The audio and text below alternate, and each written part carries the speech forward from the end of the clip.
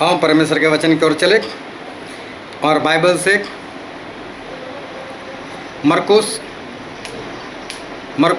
उसका 8वां अध्याय,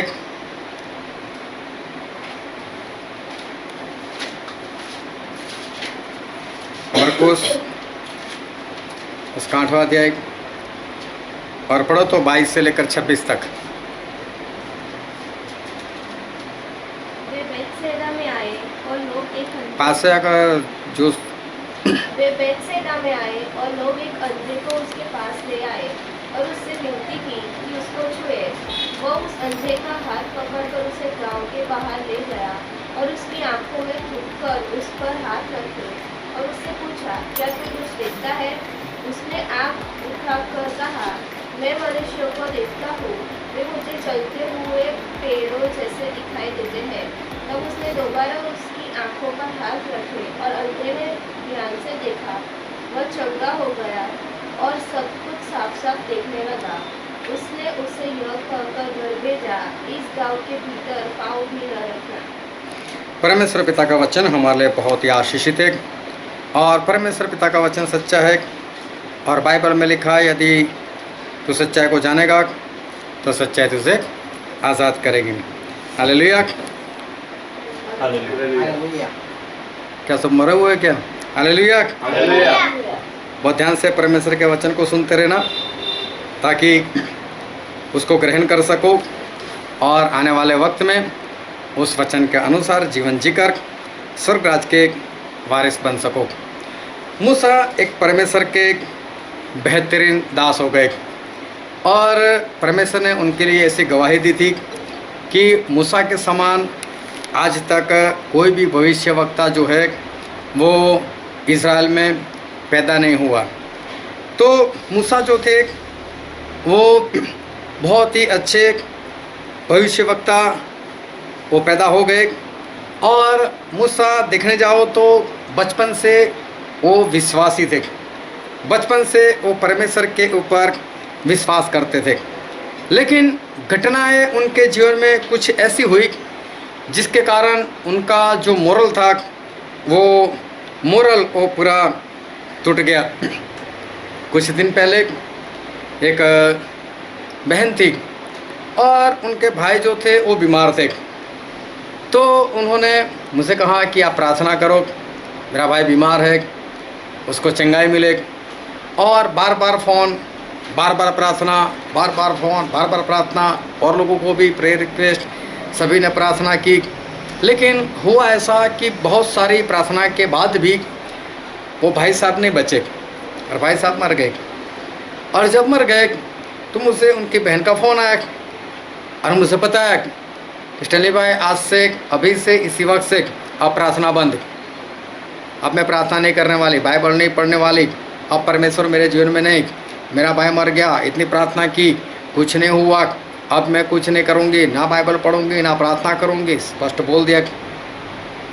तो कुछ घटनाएं ऐसी होती जिसमें मोरल टूट जाता है कि हमने परमेश्वर पर इतना विश्वास किया था, हमने ये किया था, ऐसा किया था, वैसा किया था, लेकिन मेरा काम तो हुआ नहीं। तो कई बार इंसान के जीवन में ऐसी बातें होती है और तब उसका मोरल जो है वो टूट जाता है। अभी मूसा के जीवन में भी ऐसा कुछ हुआ।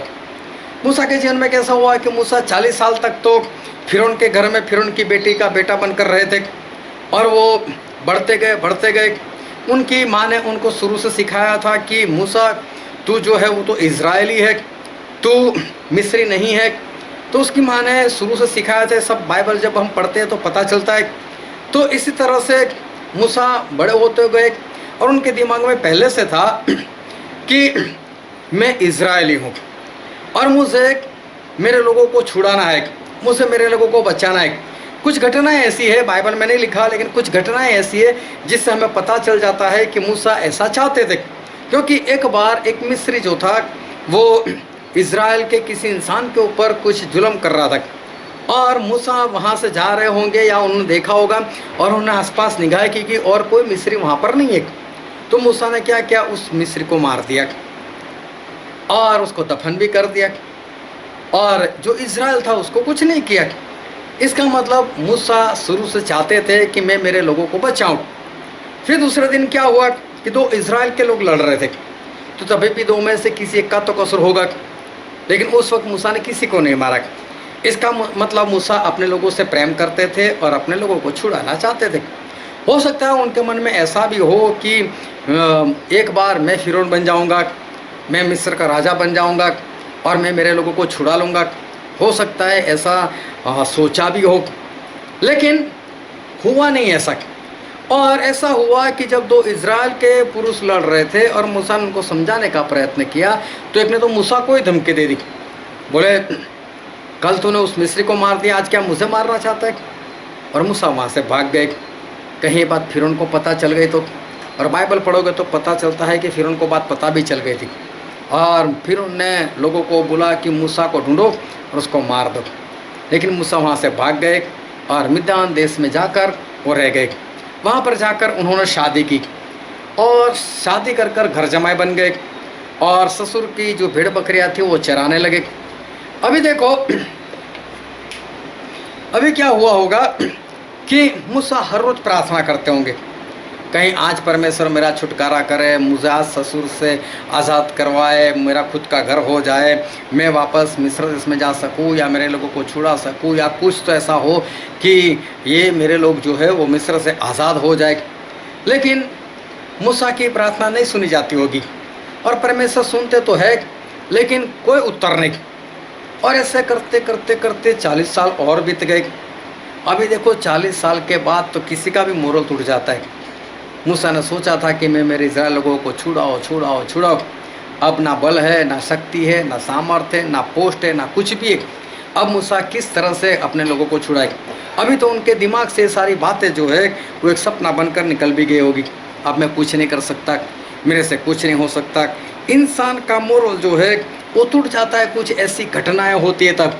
अब मैं कुछ नहीं कर सकता, अब मेरे से नहीं होगा, अब प्रार्थना से भी नहीं होगा, ऐसा इंसान के जीवन में जो है वो हो जाता है। तो उनको ऐसा होता है कि अब मेरे जीवन में कुछ भी घटना अच्छी जो है वो नहीं होगी। अब मूसा भी वो सारी बातों को देखकर मूसा जो है उनका भी मोरल जो है वो टूट गया होगा। लेकिन विश्वास अभी भी परमेश्वर के ऊपर है। ऐसा नहीं कि विश्वास खो बैठे, लेकिन विश्वास कैसा बस है, परमेश्वर है और यही सच्चे परमेश्वर है, ये एक ही परमेश्वर है। लेकिन परमेश्वर छुड़ा सकते हैं, इज़राइल को आज़ाद कर सकते हैं, बस ये अभी दिमाग में नहीं है। ऐसा तो अभी नहीं हो सकता, क्योंकि मूसा ने काफ़ी सोचा होगा, काफ़ी प्रार्थना की होगी, लेकिन उसके बाद भी जब काम नहीं होता तो लोगों को क्या होता है, नहीं परमेश्वर ये काम नहीं कर सकते, इसलिए परमेश्वर नहीं कर रहे। तो कई बार लोग एक बार प्रार्थना करते, 2 बार प्रार्थना करते, 10 बार करते, 20 बार करते, फिर उनका ऐसा छोड़ो ये काम नहीं हो सकता परमेश्वर से, इसलिए तो परमेश्वर कर नहीं रहे, ये असंभव है, नामुमकिन है। कई बार लोग ऐसा बोलते। एक भाई साहब को शराब पीने की आदत थी। जब मैं उनके घर गया तो उन्होंने मुझे बताया कि आप फोगट में आए हो, मेरे शराब नहीं छूट सकती। मैं बोला वो छोड़ो, आप छोड़ना चाहते हो कि नहीं। और उन्होंने बताया मैंने तो बहुत प्रार्थना भी की, लेकिन मेरी शराब अभी तक नहीं छूटी। इसका मतलब क्या है कि जब ज़्यादा बार प्रार्थना होती है फिर इंसान अंदर से टूट जाता है, नहीं होता। हो सकता है उसका विश्वास बना रहे कि हाँ परमेश्वर है, लेकिन जिस काम के लिए उसने प्रार्थना की वो तो अभी नहीं होगा, वो तो परमेश्वर कर ही नहीं सकते। वो बात उसके दिमाग में बैठ जाती है, या तो इस तरह से कि परमेश्वर करना नहीं चाहते, तो उसका मोरल जो है वो मोरल टूट जाता है। लेकिन तभी क्या हुआ कि जब मूसा इस बात को छोड़ चुके होंगे, निराश हो चुके होंगे, अब मेरे से कुछ नहीं होगा, और जब 80 साल के हो गए तब अचानक से परमेश्वर ने दर्शन दिया। जलते हुए पेड़ में से परमेश्वर ने मूसा को दर्शन दिया, और परमेश्वर ने मूसा को बोला, मूसा मैं इज़राइल लोगों को छुड़ाने के लिए आया हूँ, और मैं तुझसे कहता हूँ कि तू जा और तू यही काम जो है वो छुड़ाने का तू काम कर, और मेरे इज़राइल लोगों को छुड़ा कर लेकर आए। अभी देखो जिसका मोरल ही टूट गया है, 80 साल तक जिसे सोच कर प्रार्थना कर कर जो थक गया होगा कि अभी इज़राइल लोग आज़ाद नहीं हो सकते। क्यों ऐसा हमको पता चलता है? मूसा ने काफ़ी बहाने बताए थे। मूसा ने पहले तो परमेश्वर से ऐसा कहा कि परमेश्वर अगर मैं इज़राइल लोगों को जाकर ऐसा कहूँ कि तुम्हारे पुरखों के परमेश्वर मतलब अब्राहम, इसहाक, याकूब के परमेश्वर ने तुम्हें याद किया है और मुझे भेजा है, तो तुम मुझे ऐसा पूछेंगे उनका नाम क्या है, तो मैं क्या बोलूँ? मूसा को मालूम था कि एक ही परमेश्वर है, और एक परमेश्वर मतलब नाम की ज़रूरत नहीं। हम तो इतने सारे इंसान हैं, इसलिए हमको नाम की ज़रूरत है कि किसको क्या नाम से बुलाए। अगर बोलेंगे ए, तो जितने होंगे सारे लोग देखेंगे, इसलिए हमारे नाम है। लेकिन जब परमेश्वर तो एक ही है, तो उनको नाम की क्या ज़रूरत है। मूसा को मालूम था, तो मूसा को ऐसा कि परमेश्वर बोलेंगे मेरा तो नाम ही नहीं है, फिर मैं नहीं जाने वाला। लेकिन परमेश्वर ने तो बोल दिया, जाकर ऐसा बोलना कि मैं हूँ ने भेजा है। मतलब नाम बताया परमेश्वर ने कि मेरा नाम मैं हूँ है। सही में वो नाम नहीं है, लेकिन मूसा का बहाना नहीं चला। तो फिर से मूसा ने परमेश्वर से कहा, परमेश्वर ये बात तो ठीक है, लेकिन मैं जब उनको जाकर बताऊंगा तो वो लोग नहीं मानेंगे। वो लोग ऐसा बोलेंगे कि नहीं तुझे कोई दर्शन नहीं हुआ। तो परमेश्वर मैं क्या करूँ। अरे बोले ऐसे कैसे नहीं मानेंगे। तो परमेश्वर ने मूसा को बोला कि तू अपनी लाठी को ज़मीन पर डाल। जैसे डाली वो तो साफ हो गई। बोले वापस उसको पकड़ ले। जैसे उसको पकड़ा वो वापस लाठी हो गई। बोले अपना हाथ जो है वो बदन में डाल दे। तो जब उसने अपने बदन में ऐसे हाथ डाला, बाहर निकाला तो कोड़ी था हाथ। फिर परमेश्वर ने बोला कि फिर से हाथ डाल, वापस जैसा का वैसा हो गया। फिर बोले नदी का पानी ले और उसको ज़मीन के ऊपर डाल दे। जैसे डाला तो वो लहू हो गया। बोले देख अगर वो लोग विश्वास ना करें तो ये 3 चमत्कार जाकर उनको बताना, और देखो तेरे ऊपर विश्वास करेंगे। मूसा ने बहाना बताया, लेकिन ये बहाना भी नहीं चला कि दर्शन नहीं हुआ, चमत्कार बताना तो मान लेंगे। फिर मूसा ने एक बहाना और बताया कि नहीं परमेश्वर, मैं अभी बोलने में धीमा हूँ, मैं सही से बोल नहीं पाता। तो परमेश्वर मैं इतने लोगों के बीच में जाकर कैसे बोलूँगा।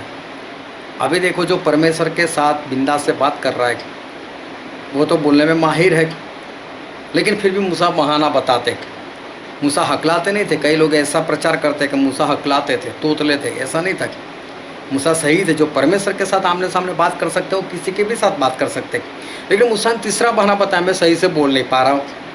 तो परमेश्वर ने बोला कोई बात नहीं, तेरा बड़ा भाई हारून है वो आने वाला है, तू उसको बोलना वो बोलेगा। लेकिन बहाना नहीं चलाएगा। आखिर में मूसा ने स्पष्ट बोल दिया, परमेश्वर जिसको भेजना भेजो, मैं नहीं जा सकता, मुझे नहीं जाना है छुड़ाने। अरे मूसा क्यों इतने बहाने बता रहे। क्योंकि मूसा का पूरा मोरल टूट चुका है। परमेश्वर और कुछ तो कर सकते हैं, लेकिन 400 साल से ये लोग जो गुलाम बने हुए उनको कैसे छुड़ाना, ये परमेश्वर नहीं कर सकते। अगर कर सकते होते तो मेरे पास तो पहले शक्ति थी, सामर्थ्य था, पोस्ट थी, लेकिन मेरा कोई सहारा नहीं बना। परमेश्वर ने मेरा इस्तेमाल नहीं किया, तब तो कुछ नहीं हुआ। 40 साल जब वो ससुर के साथ रहेंगे तब कितनी प्रार्थना की होगी, लेकिन तब भी तो कुछ नहीं हुआ। तो मूसा का मोरल जो है टूट चुका था, इसलिए मूसा जो है वो बार बार बहाने बताए जा रहे। लेकिन आखिर में परमेश्वर का क्रोध भड़का और तब मूसा तैयार हो गया, ठीक है परमेश्वर अभी आप कहते हैं तो मैं जाता हूँ। ये थी मूसा की शुरू में एक परिस्थिति। फिर क्या हुआ, फिर तो मूसा मिस्र में गए और वहाँ पर परमेश्वर ने मूसा का ज़बरदस्त इस्तेमाल किया, एक के बाद चमत्कार। और ऐसा हुआ कि मूसा ने फिरौन को बोला, हे फिरौन मेरे लोगों को जाने दे, हमारे परमेश्वर ने हमको कहा है। और बोले देख मैं मेरी लाठी नीचे डालता हूँ। जैसे ही लाठी डाली वो तो सांप बन गई। तो फिरौन जो था उसने भी जादू टोने से काम करवाया। फिर मूसा वापस वहाँ से आ गए। फिर परमेश्वर से बोला परमेश्वर अब क्या करूँ। तो परमेश्वर वापस भेजा, जा वापस फिरौन के पास जा। बोले देख वो तो घाट के ऊपर गया हुआ है जहाँ पानी होता है। बोले तू जाकर मिस्र का सारा पानी जो लहू बना दे। और मूसा ने ऐसा ही किया, सारा पानी लहू बना दिया। तो जो मिस्र के जादू टोना करने वाले थे उन्होंने भी पानी का लहू बनाया। फिर मूसा वहाँ से वापस आ गए। फिर तीसरी बार गए। फिर परमेश्वर ने बोला कि मेढकों को बुला। तो फिर जादू टोना से इन लोगों ने भी मेढकों को बुलाया। उसके बाद फिर मूसा वहाँ पर गए। फिर परमेश्वर ने एक के बाद चमत्कार करवाए, मक्खियाँ बुलवाई, टिड्डियाँ बुलवाई, अंधकार छा गया। लेकिन अब जादू टोना से कुछ नहीं होता था। आसमान से ओले गिरे और पूरा मिस्र देश जो था वो परेशान हो गया। लेकिन वही मिस्र देश में एक और रहने वाले, गोशेन नगर में रहने वाले या गोशेन शहर में रहने वाले जो इज़राइल के लोग थे या इज़राइल प्रजा थी, उनको कुछ नहीं होता था। वो तो सारे वहाँ पर बिंदास रहते थे।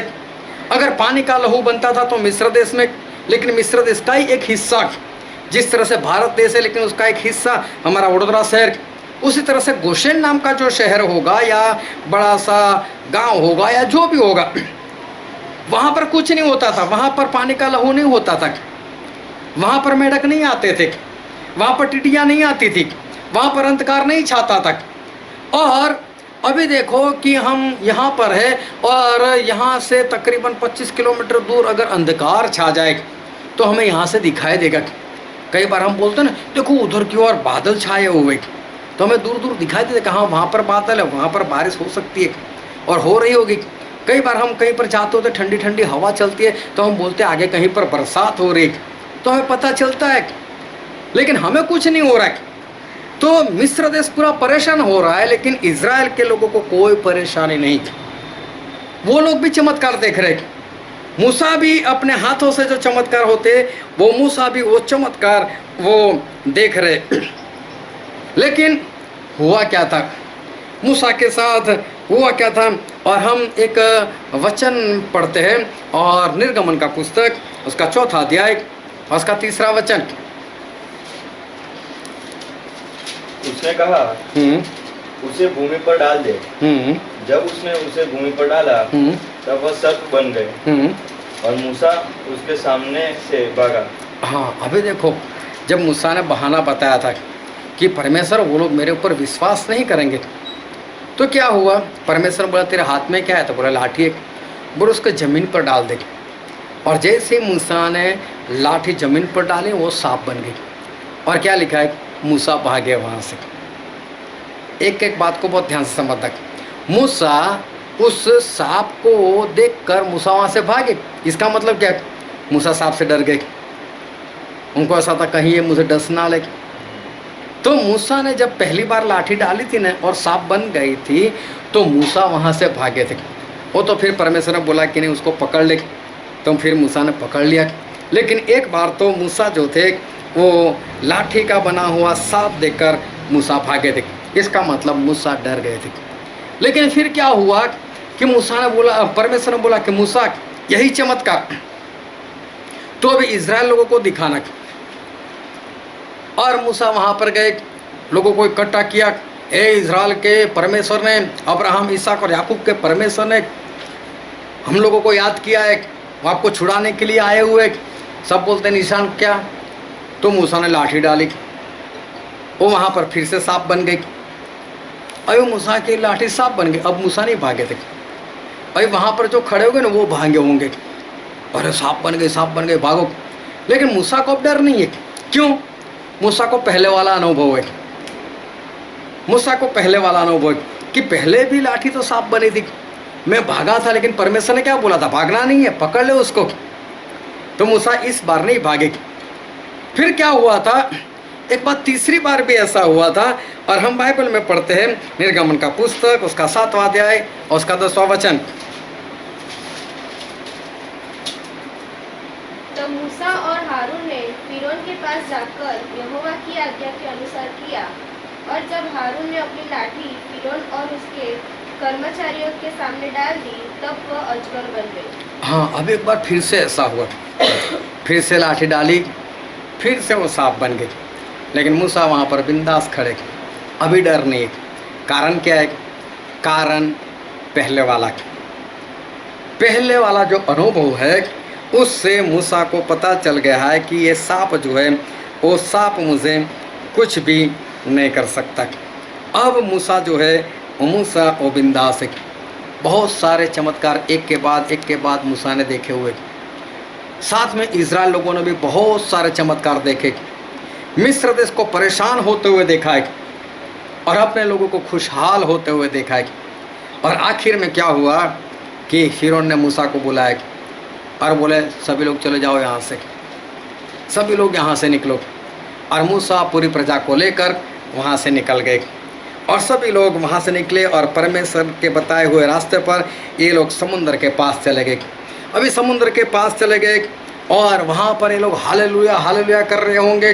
सभी लोग आनंद कर रहे होंगे, 400 साल के बाद छुटकारा हुआ है, गुलामी से आज़ाद हुए, इनको आज़ादी दिखाई नहीं देती थी और अभी आज़ाद हो चुके हैं। तो ये लोग जो है वो आनंद कर रहे होंगे, आनंद करते थे।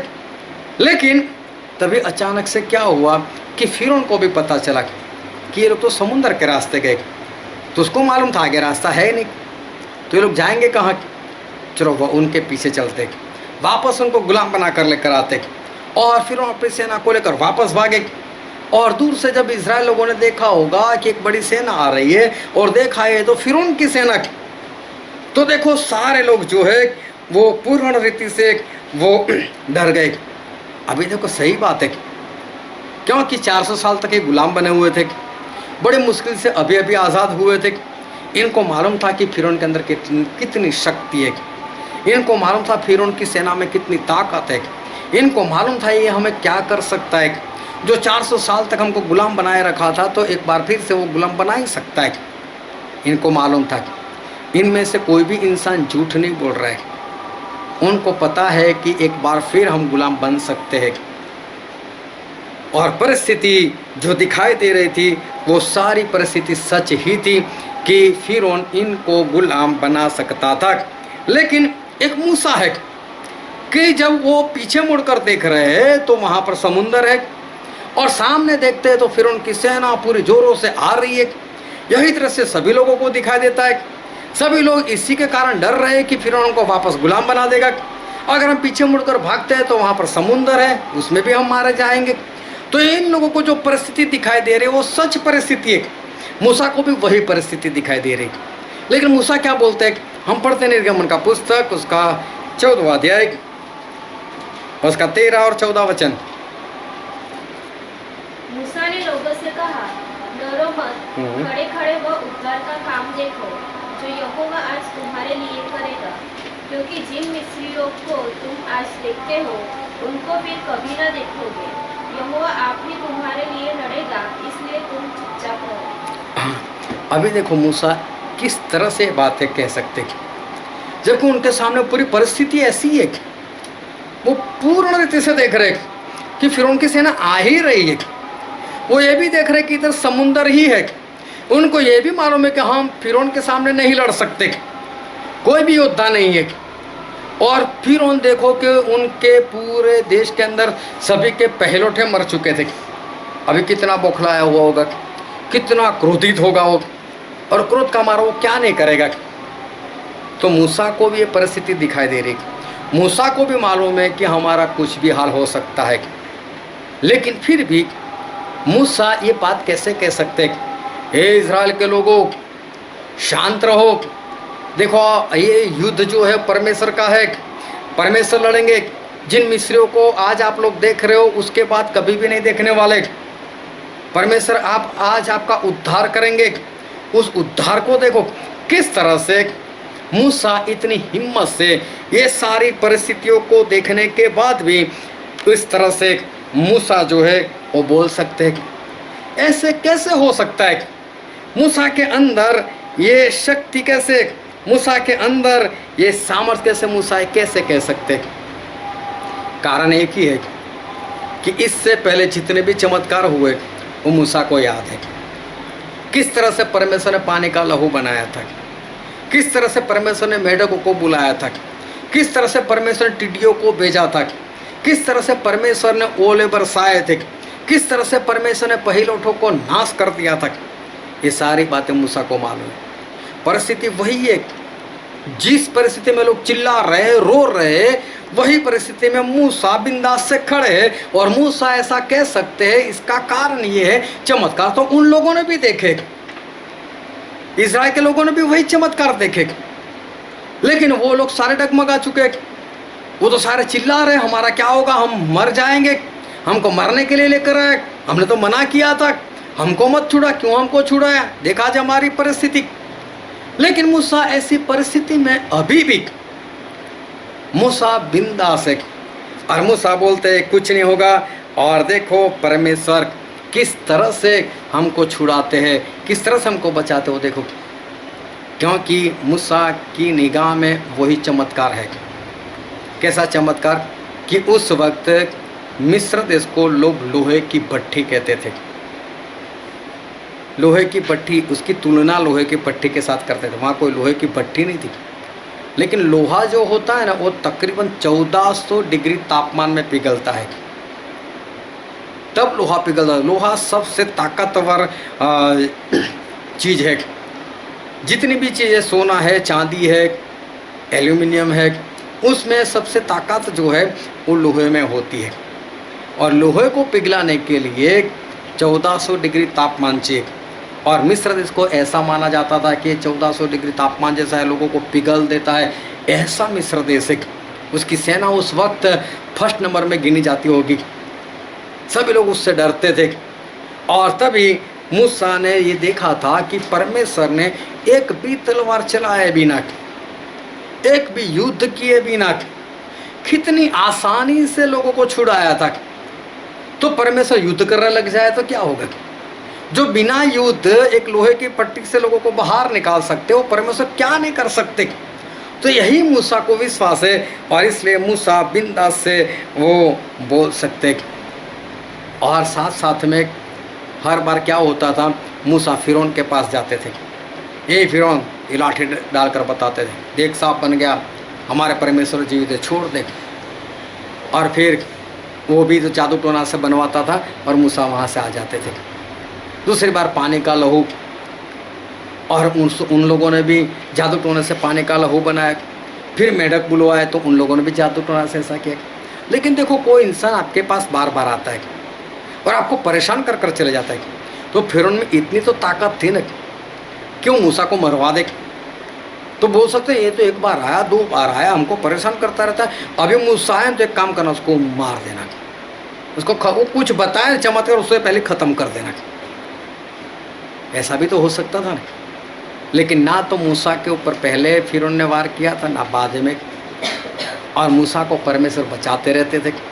तो मूसा को ये भी तो मालूम था कि अगर मरना होता तो मैं तो कब का मर गया होता, अगर मुझे मारना ही होता तो परमेश्वर ने कब से छोड़ दिया होता, चमत्कार करते ही नहीं।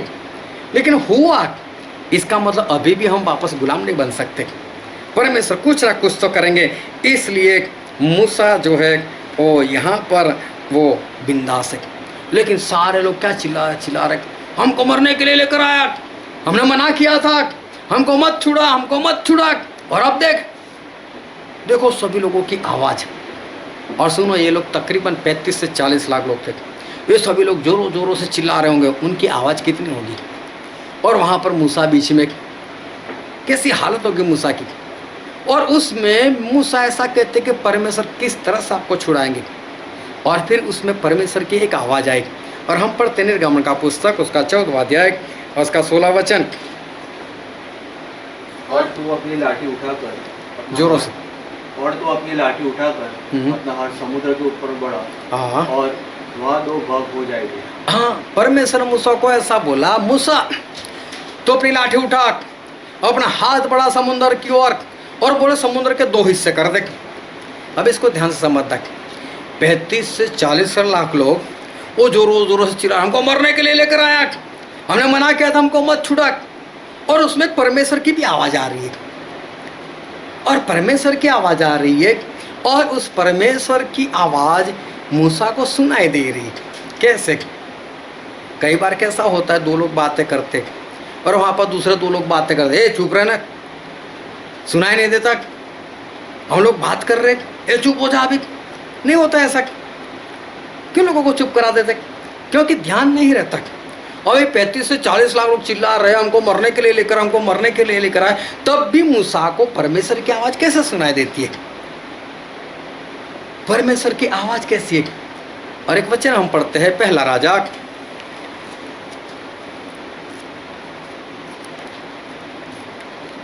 इसका 19वां अध्याय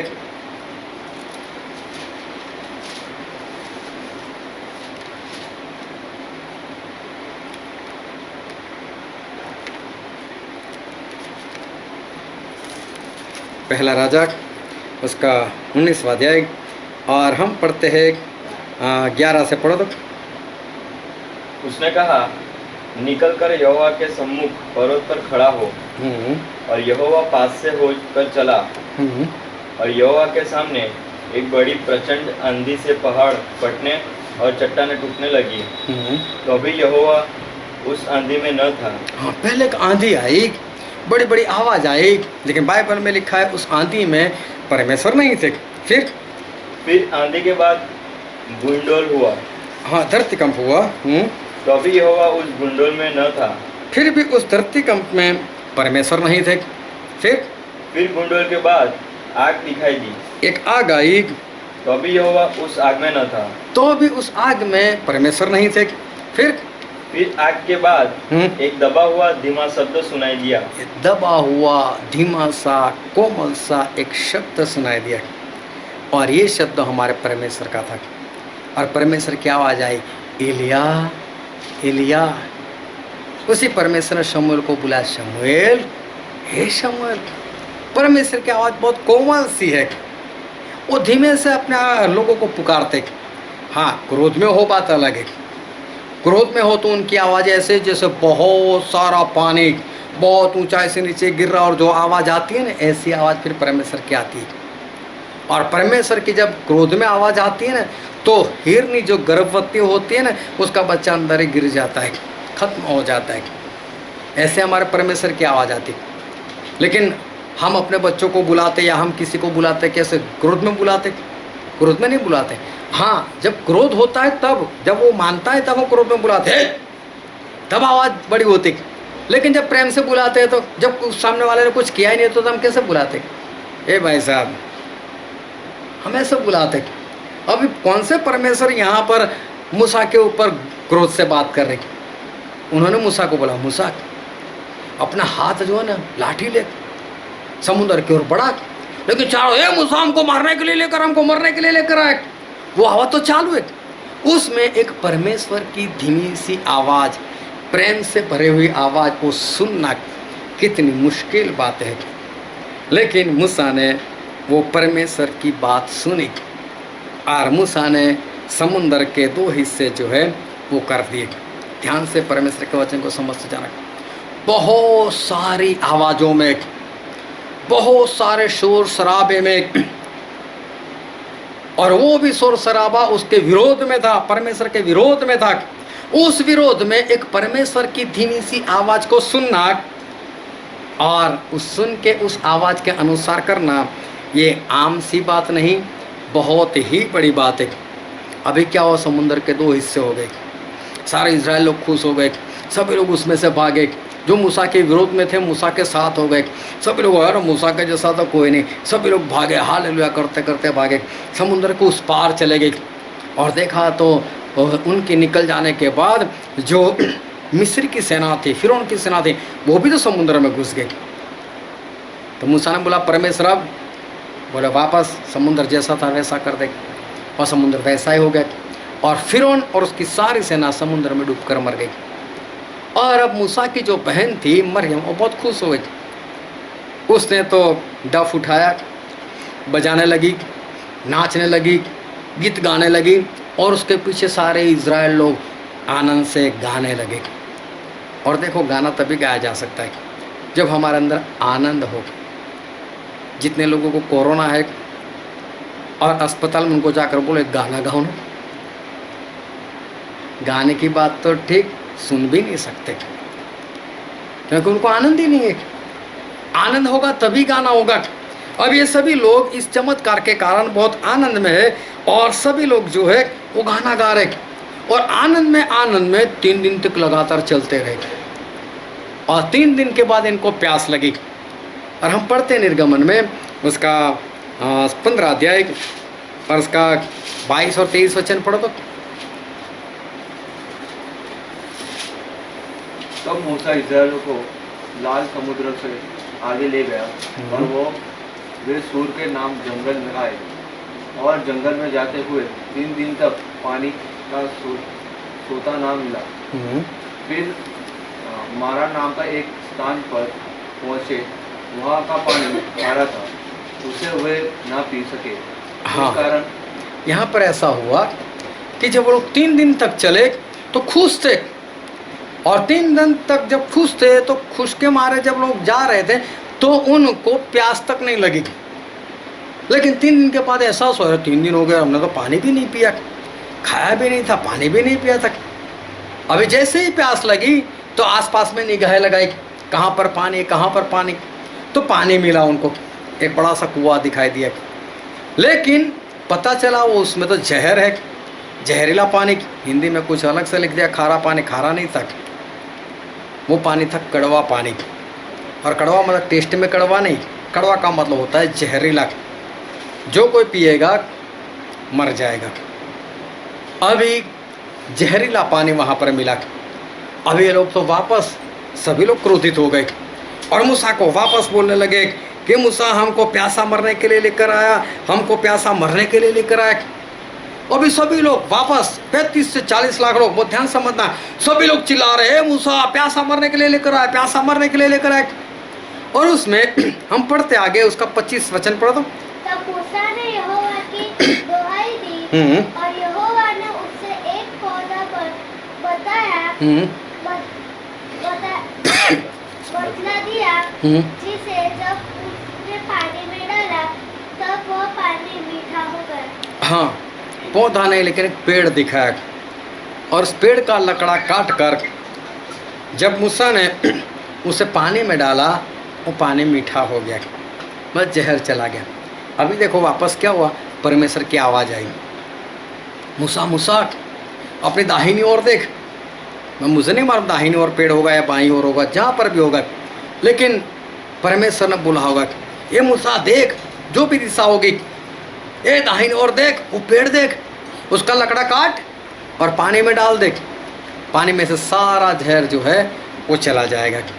अभी ध्यान से समझो, एक बार फिर से सभी इज़राइल लोग जोरों जोरों से चिल्ला रहे, उनकी आवाज़ कितनी होगी, और उन आवाज़ के बीच में एक परमेश्वर की धीमी सी कोमल सी आवाज़ को सुनना और उस आवाज़ के अनुसार लकड़े को काट कर उस पानी में डालना, कितनी बड़ी बात है। मूसा ऐसा इसलिए कर सकते क्योंकि वो चमत्कार देखते देखते हुआ आ रहे, तो उन्होंने देखा है, तो क्या इज़राइल लोगों ने नहीं देखा है? चमत्कार तो इज़राइल लोगों ने भी देखे, उन लोगों ने भी वही अनुभव किया है, लेकिन फिर भी लोग चिल्लाते क्यों है?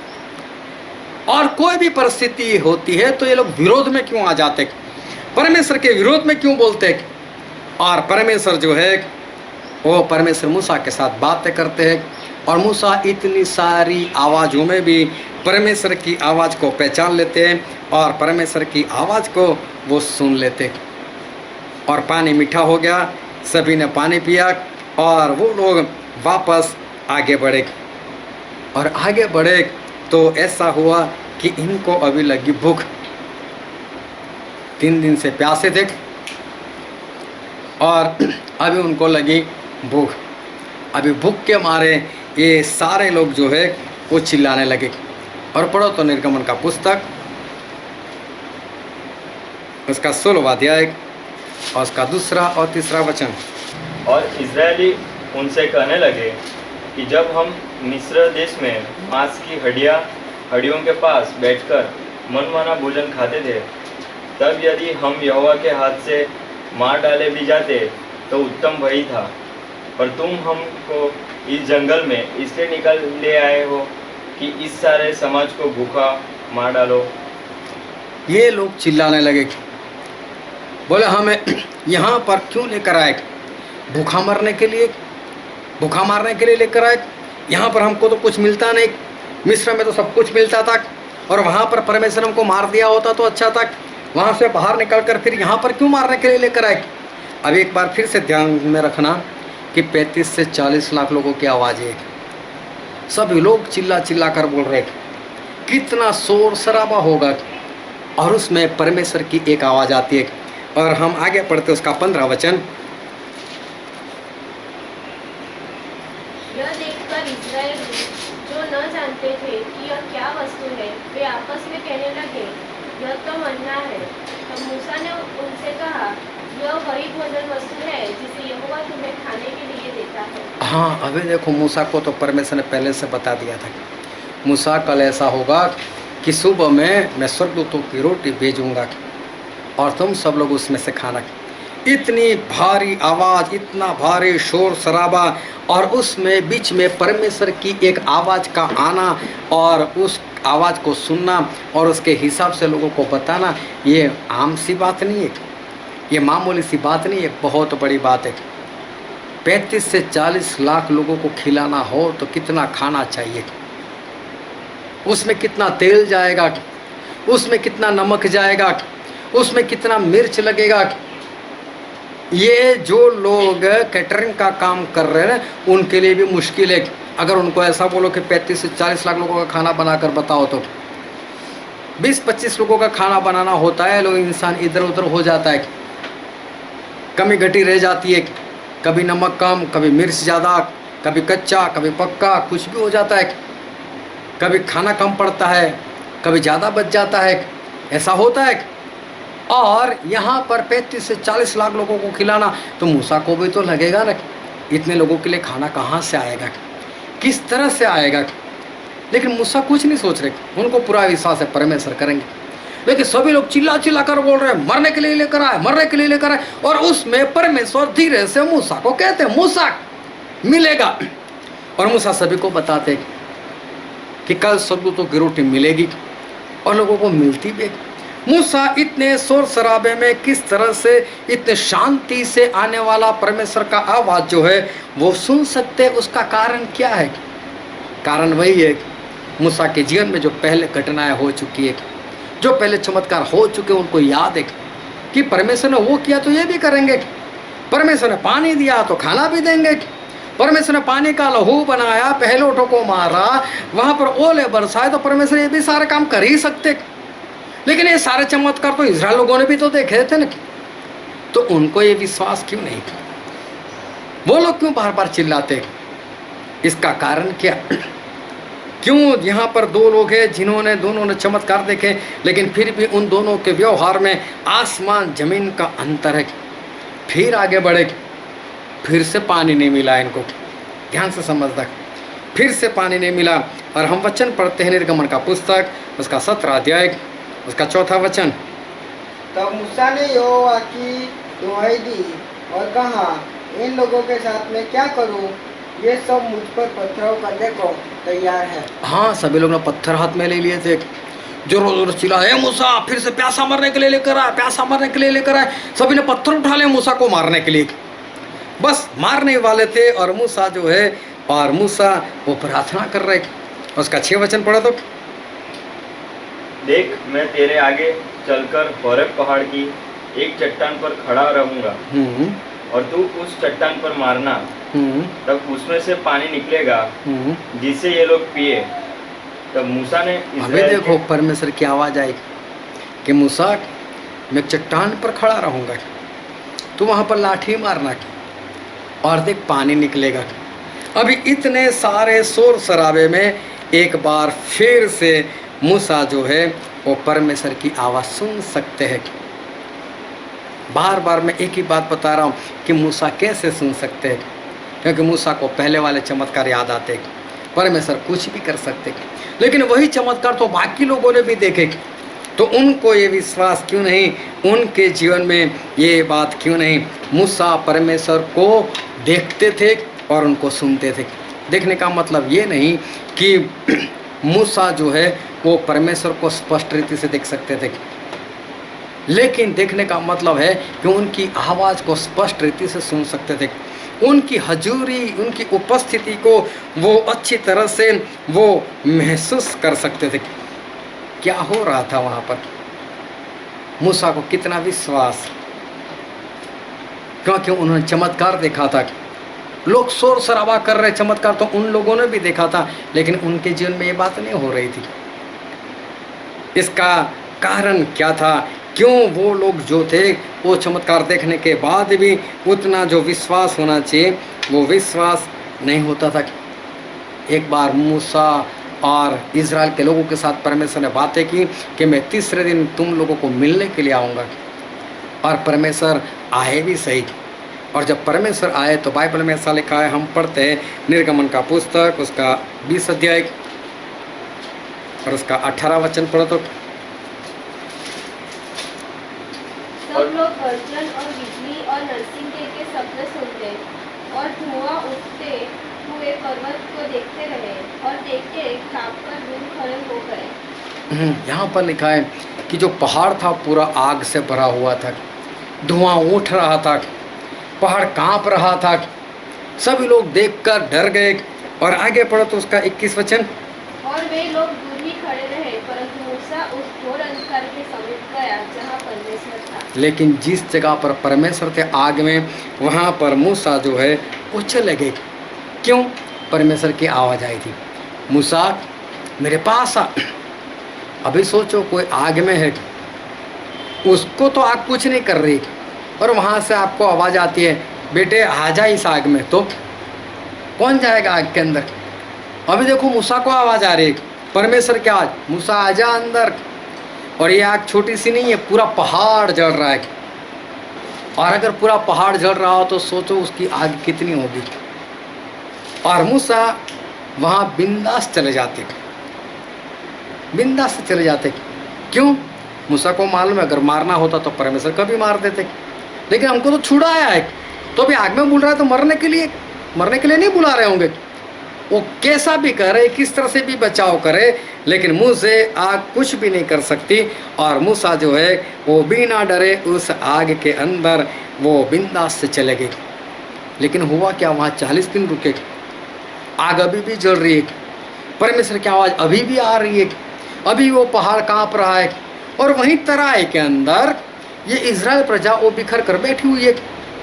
और उन्होंने 40वें दिन हारून को बुलाया और हारून के साथ उन्होंने बातें की। और हम पढ़ते निर्गमन का पुस्तक उसका 32वां अध्याय,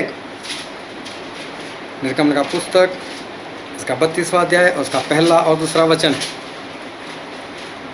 जब लोगों ने देखा कि मूसा को पर्वत से उतरने में विलंब हो रहा है, तब वे हारून के पास इकट्ठे होकर कहने लगे, अब हमारे लिए देवता बना जो हमारे आगे आगे चले, क्योंकि उस पुरुष मूसा को जो हमें मिस्र देश से निकाल ले आया है, हम नहीं जानते कि क्या हुआ। हाँ, अभी देखो आग जल रही है, सभी को मालूम है कि मूसा अंदर ही गए, अभी भी परमेश्वर अंदर है, लेकिन फिर भी ये लोग क्या बोल रहे, हे हारून इधर आ, हमारे लिए देवता बना, मूसा का क्या हो हम जानते नहीं, तो हमारे लिए देवता बना। अभी देखो 35 से 40 लाख लोग सभी जोरों जोरों से बोल रहे, हे हारून देवता बना, देवता बना। और हारून ने क्या बोला, लाओ मुझे सोना दो।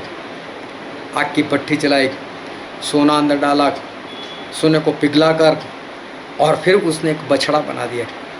हारून ने क्यों ऐसा किया?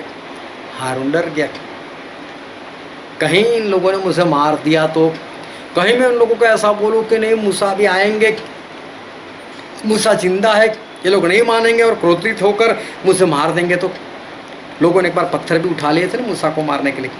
मूसा नहीं डरे थे, उन्होंने तो परमेश्वर से बोला परमेश्वर क्या करो। लेकिन हारून जो है वो तो लोगों के इस व्यवहार से वो तो डरे हुए, उन्होंने तो बछड़ा बना लिया और बोल भी दिया यही यहोवा है, बोलो मानो इसको। और सभी लोगों ने वहाँ पर उस बछड़े की पूजा की। ध्यान समझना, हारून इन सभी से वो डर गए और एक पुतला बना दिया। और परमेश्वर ने वहाँ पहाड़ में से देखा, मूसा को बोला मूसा जल्दी से नीचे जा, तेरे लोग बिगड़ चुके, तेरे लोग मेरे विरोध में हो चुके। और मूसा वहाँ से ऊपर से आ रहे थे और उन्होंने ऊपर से देखा तो जो 10 हुक्म उनको पत्थर के ऊपर लिख कर दिए थे परमेश्वर ने, वही उन्होंने फेंक दिए। इतने क्रोधित हो गए। और मूसा वहाँ पर लोगों के बीच में आए, लोगों को दंड दिया। लेकिन उसके बाद मूसा क्या बोलते हैं, हम बाइबल में पढ़ते हैं निर्गमन का पुस्तक उसका 32वां अध्याय उसका 30 वचन। दूसरे दिन मूसा ने लोगों से कहा, तुमने बड़ा ही पाप किया है, मैं वो के पास चढ़ जाऊंगा, संभव है कि मैं तुम्हारे पाप का प्रायश्चित कर सकूं। हाँ, मूसा ने क्या बोला, दूसरे दिन बस 40वें दिन ऊपर से नीचे आए। और बाइबल में लिखने के अनुसार 40 दिन और 40 रात तक मूसा ने ना तो खाया था ना पिया था। और मूसा जब नीचे आए तो परिस्थिति बदल चुकी थी, सभी को दंड दिया। और दूसरे दिन क्या बोलते हैं मूसा, मैं वापस जा रहा हूँ परमेश्वर के पास, और मैं वापस जाकर तुम्हारे लिए कुछ प्रायश्चित कर सकूँ, परमेश्वर को बता सकूँ। और मूसा वापस चले गए। अभी देखो 40 दिन 40 रात के जो भूखे प्यासे वो तो सबसे पहले क्या बोलेंगे, पहले मुझे खाना दो भाई, मुझे खाना है। कई लोग देखना जो लोग उपवास करते, और ऐसा नहीं कि कोई आम इंसान की मैं बात कर रहा हूँ, विश्वासी लोग, आत्मिक लोगों को भी देखना, जब उपवास करते हैं तो 12 बजे तक रात को तो कुछ भी खा लेते। उनको ऐसा कि 12 बजे के बाद तारीख बदलती है, इसलिए 12 बजे तक खाते रहो। फिर क्या हुआ, दूसरे दिन वो लोग सोचते कब शाम हो, कब शाम हो, कब खाने के लिए बैठ जाऊँ, कब टूट पड़ूँ। ऐसा होता है, एक दिन में पूरे 24 घंटे भी नहीं होते और लोग ऐसे टूट पड़ते हैं खाने के ऊपर। लेकिन यहाँ पर मूसा खाने को तो सोच भी नहीं रहे। 40 दिन प्यासा है, 40 दिन खाया नहीं है, भूखे हैं, प्यासे, और फिर भी 41वें दिन का कहते मैं वापस जाता हूँ। और बाइबल के अनुसार वापस 40 दिन 40 रात वापस रुके, वापस भी कुछ नहीं खाया, कुछ नहीं पिया। मूसा अकेले कैसे इंसान है जिन्होंने 80 दिन 80 रात लगातार उन्होंने उपवास किया, ना खाया ना पिया। लोग एक दिन के उपवास में इधर उधर हो जाते हैं, और मूसा ने 80 दिन 80 रात तक लगातार जो है उपवास किया। इसी तरह से ये लोग आगे बढ़ते गए, ध्यान से समझते रहना। और आगे बढ़ते बढ़ते ऐसा हुआ कि जिस देश में उनको जाना था उस विश्राम के देश के पास पहुंच गए। अब परमेश्वर ने बोला मूसा सभी को यहीं पर ठहरा दे, और अब ये ऐसा कर 12 लोगों को चुन, हर गोत्र में से एक एक उनको जासूसी करने के लिए भेज। वो सब उस देश का भेद लेकर आए कि वो देश कैसा है, वहाँ के फल कैसे है, वहाँ के पशु कैसे है, वहाँ के लोग कैसे। और 12 लोग को चुनकर भेजा, और 12 लोग वहाँ जाकर भेद लेकर आए, वहाँ से अंगूर के एक लुम को लेकर आए और भी कुछ फल लेकर आए। और जब आए तो खुश तो थे वो लोग, लेकिन वहाँ से आकर जो समाचार वो लोग लेकर आए वो समाचार कुछ अजीब तरह के थे। और उन्होंने आकर ऐसा कहा, हम बाइबल में पढ़ते गिनती का पुस्तक उसका 13वां अध्याय उसका 32 और 33 वचन। और उन्होंने इस्राएलियों के सामने उस देश की जिसका भेद उन्होंने लिया था यह कहकर निंदा भी की, वह देश जिसका भेद लेने को हम गए थे ऐसा है जो अपने निवासियों को निगल जाता है, और जितने पुरुष हमने उसमें देखे वे सब के सब बड़े दिल बोल के हैं। फिर हमने वहाँ नपीलों को अर्थात नपीली जाति वाले अनाथ वंशियों को देखा, और हम अपनी दृष्टि में उनके सामने टिड्डे के समान दिखाई पड़ते थे, और ऐसे ही उनकी दृष्टि में मालूम पड़ते थे। बोले कि हम लोग जहाँ पर गए वो देश तो ऐसा है कि अपने लोगों को ही निकल जाता है। वहाँ हमने नपीली जाति मतलब राक्षस लोग देखे हमने वहाँ पर, जिनकी हाइट बॉडी हद से ज़्यादा होती है, ऐसे लोगों को हमने देखा। और जब हम उनके सामने खड़े रहते थे तो हम तो उसको ऐसे देखते थे, और हम टिड्डी के समान दिखते थे। टिड्डी इतनी होती है इंसान के सामने, बोले हम टिड्डी के समान, इतने बड़े बड़े लोग थे वो तो। और वो लोग भी हमको देखते तो ऐसे ही देखते थे, ऐसे कर कर, ये टिड्डी जैसा कौन है। उनको हमारा कोई डर नहीं था, लेकिन हम तो डरते थे उनसे। और इन लोगों ने आकर ऐसा कहा, परमेश्वर तो ये कहना चाहते थे कि वेद लेकर आओ, देख कर आओ वो लोग कैसे, और देखो ऐसा देश मैं तुमको देने वाला हूँ। लेकिन ये लोग तो वहाँ पर इस तरह से बात लेकर आए। और आगे पढ़ो 14वां अध्याय उसका 1, 2, 3 वचन। तब सारी मंडली चिल्ला उठी और रात भर में लोग रोते ही रहे, और सब इस्राएली मूसा और हारून पर बुड़ाने लगे। और सारी मंडली उनसे कहने लगी, भला होता कि हम मिस्र ही में मर जाते या इस जंगल ही में मर जाते। यहोवा हमको उस देश में ले जाकर क्यों तलवार से मरवाना चाहता है? हमारी स्त्रियाँ और बाल बच्चे तो मुफ्त में चलने जाएंगे। क्या हमारे लिए अच्छा नहीं कि हम मिस्र देश को लौट जाए? ये लोग जो है वो सारे डर गए, सारे रोने लगे, सारे चिल्लाने लगे। देखो रास्ते में कितने चमत्कार इन लोगों ने देखे, मिस्र देश में भी कितने चमत्कार इन लोगों ने देखे। मूसा नहीं डर रहे, उनका विश्वास अभी भी बना हुआ है। लेकिन ये लोग बार बार, हर बार जब जब डरे, जब जब चिल्लाए, तब तब परमेश्वर ने इनके हक में अच्छा ही चमत्कार किया। लेकिन फिर भी इनकी निगाहें ऐसी है कि इनके जीवन में इतने चमत्कार होने के बावजूद विश्वास जो होना चाहिए वो विश्वास इनका नहीं बन रहा है, डर रहे ये लोग तो।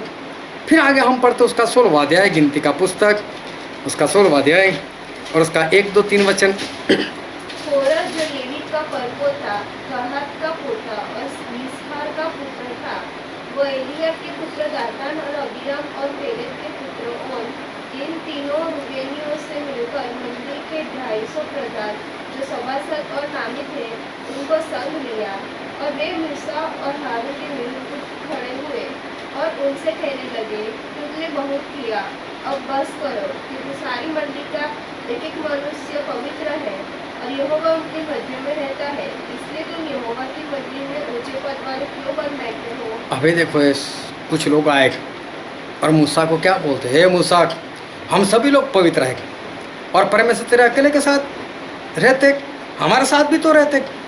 अभी ये लोग कैसे मालूम, जब भी कोई विपत्ति आती है, भूख लगती है तो भी डर जाते, प्यास लगती है तो भी डर जाते हैं, मूसा नहीं दिखाई देते तो भी डर जाते हैं।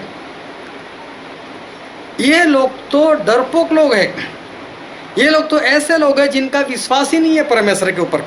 बार बार ये तो परमेश्वर के विरोध में और परमेश्वर के दास के विरोध में खड़े हुए, और फिर जब कुछ नहीं होता तो क्या बात करते, परमेश्वर हमारे साथ भी है, हम भी तो पवित्र लोग हैं, हमारे साथ भी बात करते।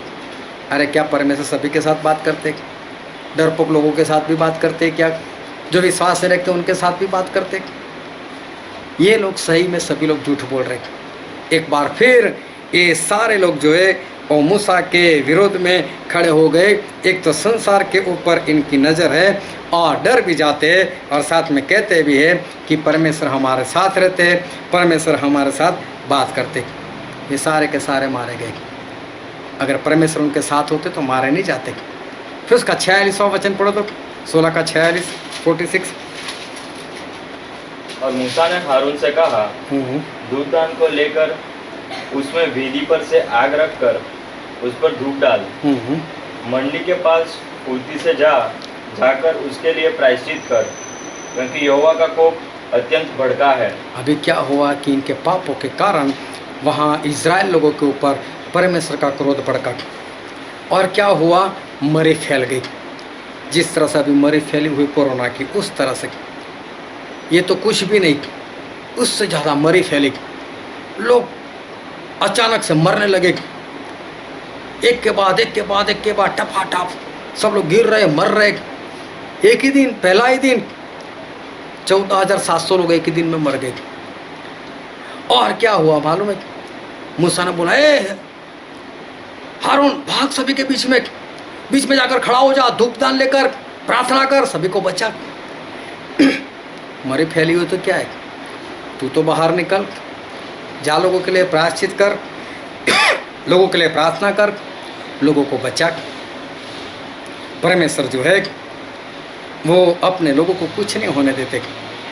मूसा को विश्वास है और मूसा अपने भाई हारून को सभी के बीच में इस तरह से भेजते। अभी ध्यान से समझना, मूसा और इज़राइल प्रजा दोनों में इतना अंतर क्यों? वो सारे लोग मर रहे मरी में, और मूसा बिंदास से मरी में घूम रहे, उनको कुछ नहीं होता। क्यों उस प्रजा और मूसा, उन दोनों के बीच में इतना फर्क क्यों?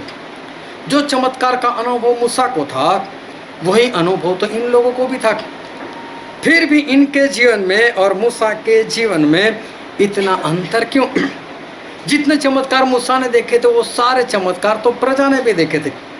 फिर भी विश्वास में इतना फर्क जो है वो क्यों? क्यों प्रजा जो थी वो डर रही थी और अविश्वास में जीवन जी रही थी? और जबकि मूसा जो है, मूसा में डर क्यों नहीं, और मूसा क्यों विश्वास से भरे हुए थे? ध्यान समझना, फर्क था एक निगाह का, फर्क था एक नज़र का। आज हमने जो वचन पढ़ा था, वचन था मरकुस उसका 8वां अध्याय और 22 से लेकर 26 वचन तक हमने पढ़ा। और वहाँ पर एक गांव था, उस गांव के अंदर एक इंसान था जो जन्म से अंधा था। प्रभु यीशु वहाँ से जाने वाले होंगे, तो क्या हुआ, सारे गांव वाले उस अंधे इंसान को लेकर प्रभु यीशु के पास आ गए और सभी लोग प्रभु यीशु को ऐसा बोलने लगे, यीशु इसको छू, मतलब कहीं पर भी इसको टच कर, तू जैसे ही टच करेगा इसकी आंखें खुल जाएगी। और ऐसा होता था, जहाँ जहाँ प्रभु से जिन जिनको टच किया सभी लोग शुद्ध हो गए। कोढ़ी ने बोला मुझे छू, तो प्रभु से छुआ, उसका कोढ़ चला गया। एक 12 साल की रोगन थी, उसने प्रभु से का पल्ला छुलाया तो उसका रोग चला गया। एक कुबड़ी स्त्री थी, उसको प्रभु यीशु ने हाथ लगाया, वो सीधी खड़ी हो गई। प्रभु यीशु जिसको भी छूते थे उसके जीवन में काम होता ही था। इन लोगों ने सुना था, तो ये सभी लोग बोल रहे इसको छूने, इसको छूने, इसको छूने। तो बाइबल में ऐसा लिखा प्रभु उसका हाथ पकड़ा, लेकिन अभी भी उसकी आंखें अंधी है, छूने से कुछ नहीं हुआ था।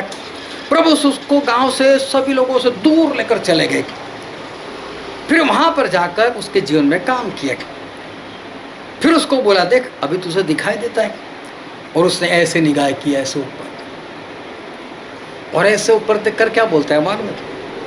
बोले हाँ मुझे सब कुछ दिखाई देता है, मैं इंसानों को पेड़ की तरह चलते हुए देख रहा हूं।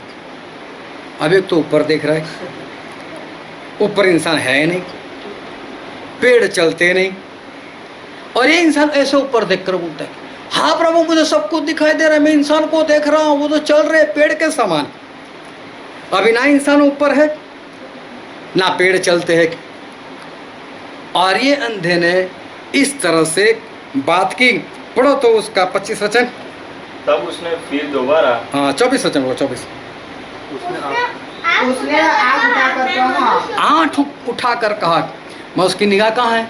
ऊपर है से, और ऊपर देखकर बोल रहे हैं हाँ मैं मनुष्य को देखता हूँ, वे मुझे चलते हुए पेड़ों जैसे दिखाई देते हैं। चलते हुए पेड़ों के जैसे दिखाई देते। क्या कभी पेड़ को चलते हुए देखा? क्या अभी ऊपर कभी इंसानों को देखा? वो खुद तो इंसान है, खुद तो नीचे खड़ा है। अभी मालूम है प्रभु ने क्या किया? उसके सर के ऊपर हाथ रखा और ऐसा सर था ना, ऐसा कर इधर देख, मेरे सामने देख। और प्रभु ने उसकी निगाह अपने सामने कर दी। अभी 25 वचन पढ़ो। तब उसने दोबारा उसकी आंखों पर हाथ रखे और अंधे ने ध्यान से देखा और चंगा हो गया। अभी अंधे ने ध्यान से देखा और सब कुछ साफ साफ देखने लगा। और सब कुछ साफ साफ देखने लगा। अभी उससे कुछ नहीं बोला, पेड़ों को, इंसानों को, किसी की चलने की बात नहीं की, लेकिन बाइबल में इतना लिख दिया कि सब कुछ स्पष्ट साफ साफ उसको दिखाई देने लगा। हालेलुया। पहले उसको क्यों सही नहीं दिखाई दिया? उसकी निगाहें कहाँ थी? ऐसे। प्रभु यीशु कहाँ थे? सामने। और सामने प्रभु यीशु हो और इंसान प्रभु यीशु को ना देखे और उधर देखे, फिर तो उसको कुछ भी दिखाई देगा। प्रभु यीशु को देखेगा ना इंसान तो उसको सब स्पष्ट दिखाई देता है। लेकिन जब तक इंसान की निगाह प्रभु यीशु के सामने नहीं है, प्रभु यीशु के ऊपर नहीं, उसकी निगाह कहीं और है, उसको कुछ और ही दिखाई देता है। और इज़राइल लोग जब छुट कर आए थे ना, उनकी निगाहें कुछ ऐसी ही थी। और हम बाइबल में पढ़ते हैं वचन संहिता उसका 78 और उसका 19 वचन पढ़ो तो। वे परमेश्वर के विरुद्ध बोले और कहने लगे, क्या परमेश्वर जंगल में मेज लगा सकता है?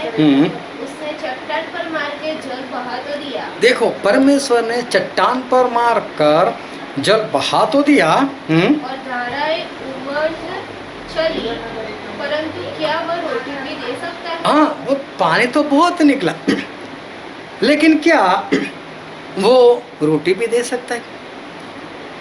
निगाहें देखना इनकी। बोलो परमेश्वर पानी तो दे सकते हैं, मतलब चमत्कार तो हुआ था, चमत्कार याद भी था इनको। परमेश्वर पानी तो दे सकते, लेकिन क्या रोटी भी दे सकते परमेश्वर? इनको शक था। इसका मतलब सारे चमत्कार इन लोगों ने देखे थे, मूसा ने भी सारे चमत्कार देखे थे। मूसा क्या सोचते थे? अरे जो पानी का लहू बना सकते हो हमको पानी नहीं पिला सकते? अरे जो परमेश्वर जो ओले बरसा सकते हैं, क्या वो हमें समुद्र से बचा नहीं सकते? और ये लोग क्या वो सोचते थे? ओले बरसा सकते, समुद्र से कैसे बचाएंगे? और पानी निकाल सकते, रोटी कैसे दे सकते? दोनों लोग एक ही चमत्कार को याद कर रहे, एक प्रजा और एक मूसा। लेकिन मूसा हर चमत्कार को देखकर क्या सोच रहे? जब परमेश्वर ये कर सकते तो ये भी कर सकते। और ये लोग क्या सोचते थे? हाँ, ऐसा तो कर सकते हैं, परमेश्वर जो हो चुका है ऐसा कर सकते हैं, मेरे ऐसा कैसे होगा? निगाह में फर्क है बस। मूसा और प्रजा की निगाह में सिर्फ फर्क है। इन लोगों की निगाह ऐसा कहती, परमेश्वर ने ये तो कर दिया, ये कैसे होगा, पानी तो निकाल दिया, रोटी कैसे देंगे। और मूसा की निगाह क्या कहती थी, और जब परमेश्वर ने ये इतना बड़ा काम कर दिया तो ये कौन सी बड़ी बात है, परमेश्वर ये काम भी वो आसानी से कर देंगे। मूसा का देखना और लोगों को देखने में बहुत अंतर है। जब गोलियत आ गया था और इस्राएल की प्रजा डर रही थी, तब दाऊद छोटे थे, लेकिन दाऊद ने एक बात बताई थी। हम पढ़ते हैं पहला शमूएल उसका 17 अध्याय और उसका 37 दाऊद ने कहा, यहोवा जिसने मुझे जिसने मुझे सिंह और भालू दोनों के पंजे से बचाया है, दोनों के पंजों से बचाया है, वह मुझे उस फलिश्ती के हाथ से भी बचाएगा। वो इस फलिश्ती के हाथ से भी बचाएंगे। देखो ये निगाह होती है। अगर परमेश्वर ने मुझे भालू से बचाया, अगर परमेश्वर ने मुझे रीछ से बचाया, तो 9 फुट 9 इंच की हाइट वाला क्या बड़ी बात है। लेकिन कुछ लोग कैसे सोचते, भालू से तो बचाया, इससे बचाएगा, ये तो कितना बड़ा, इससे कैसे बचेंगे। देखो चमत्कार वही है, हमारी निगाह है, हमारा नजरिया वो कैसा है, उसके ऊपर हमारा विश्वास निर्भर करता है। इस्राएल के लोग यही सोचते थे, ये तो हो गया, ऐसा होगा। और मूसा क्या सोचते, जब ये किया तो ये भी होगा। वही चमत्कार दोनों लोग याद करते। जब दाऊद देखते कि जब परमेश्वर ने मुझे भालू से बचाया, जब सिंह से बचाया, तो गोलियत से भी बचाएंगे। मारना ही होता तो भालू के वक्त ही मार देते, सिंह के वक्त ही मार देते, मुझे बचाते ही नहीं। लेकिन वहां से बचा, इसका मतलब इसमें से भी बचाने वाले हैं। हालेलुया। तो इसको ध्यान से वचन को जो है वो समझते रहना। निगाह का अंतर है, हमारा जो नजरिया है उस नजरिया का अंतर है। क्या आप सभी के जीवन में पहले चमत्कार नहीं हुए? क्या हमारी संगति में पहले चमत्कार नहीं हुए? एक भाई साहब जिनके पेट में 3-3 पत्थरी, क्या परमेश्वर उस पत्थरी को नहीं निकाला? क्या संगत वाले सभी ने उस गवाही को नहीं सुना? अभी 2 दिन पहले की बात है, पिछले गुरुवार की बात है। और गुरुवार के दिन एक लड़की जिसके अंदर पत्थरी थी, उसके लिए प्रार्थना की, और सुबह मुझे पता चला कि उसकी पत्थरी टूट कर निकल गई, जो मालूम नहीं कुछ बरसों से थी उसके शरीर के अंदर। और 6 महीने तक अच्छा रहता, 6 महीने के बाद हर 6 महीने वापस वो दर्द आ जाता था। उस वक्त भी दर्द आया था। मैंने बोला 6 महीने के लिए शांति चाहिए या हमेशा के लिए? बोले हमेशा के लिए शांति चाहिए। प्रार्थना की, वो पत्थरी टूट कर निकल गई। क्या ऐसी गवाही क्या संगति में लोगों ने नहीं सुनी? लोगों को मालूम है कि हाँ, हमारी संगति में ऐसा चमत्कार वो हुआ था। खून की उल्टी हुई थी, उस शरीर के अंदर से जैसे कुछ टूट कर निकला है, ऐसा लोगों ने देखा। मुंह से भयंकर बदबू आती थी, लोगों ने देखा। कमर दर्द इतना था कि इंसान बैठ नहीं सकता था, देखा। क्या उसको चंगा होते हुए नहीं देखा? क्या गवाही नहीं सुनी? क्या किसी के जीवन में चमत्कार जो है वो क्या नहीं हुए? किसी को स्किन प्रॉब्लम हो गया, सड़न लग गई, लोग डर गए, लेकिन क्या उस सड़न में से आज़ाद होते हुए नहीं देखा? पिछले साल सेला बहन बीमार हो गई, मरने के जैसी हो गई, क्या लोगों ने उनको आज जिंदा नहीं देखा? बिना दवाई, बिना अस्पताल, बिना डॉक्टर, क्या ये सब कुछ नहीं हुआ? संगति में जितने लोग आते उन सभी के जीवन में चमत्कार हुए ही हुए। हो सकता है शायद वो भूल गए, लेकिन मुझे याद है कब किसके लिए कौन सी प्रार्थना हुई, कैसी परिस्थिति थी और कैसे उसके जीवन में चमत्कार हुए, वो मुझे आज भी याद है।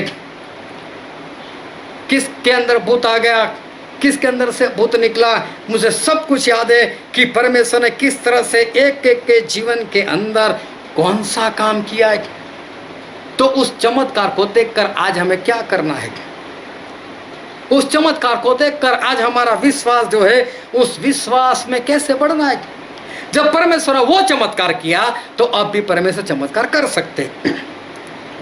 आज चाहे कोरोना को लेकर कैसी भी परिस्थिति हो, चाहे कितने भी लोग मर रहे हो, लेकिन पिछले बार हमारे जीवन में चमत्कार हुआ है, तो जिस परमेश्वर उस वक्त चमत्कार किया था, क्या इस बार नहीं करेंगे?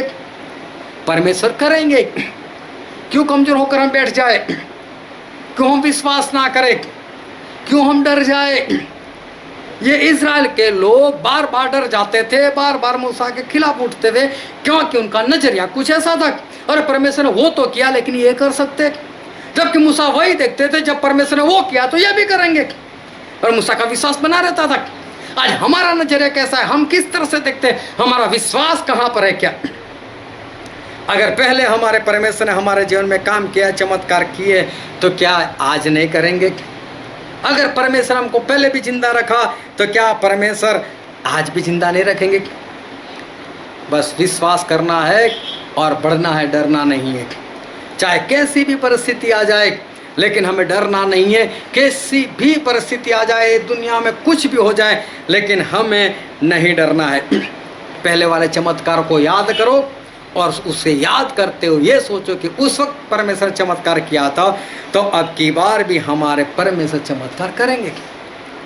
लेकिन जब पतरस उस परमेश्वर की ओर से निगाह हटाकर और जब आसपास में देखने लगते हैं ना, तभी डूबते हैं।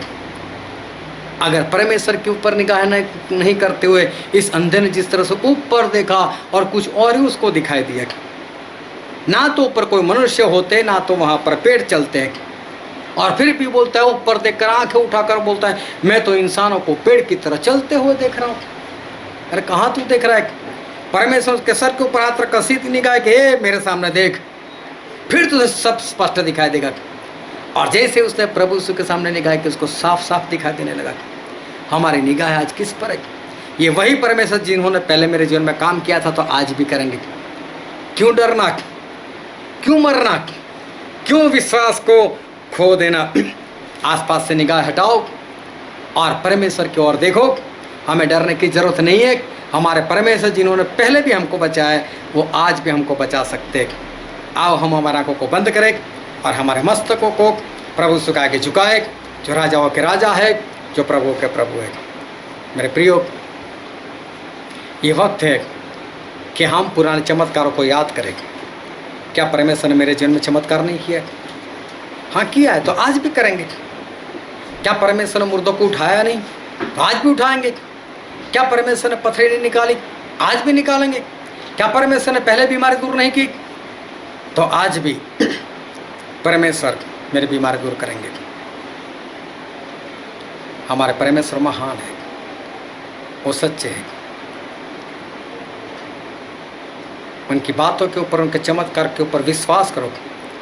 जो ये कर सकते वो सब कुछ कर सकते। ये वचन समझने के लिए, ग्रहण करने के लिए, उसके अनुसार चलने के लिए प्रभु यीशु की कृपा हम सभी पर होने पाए। Thank you ji.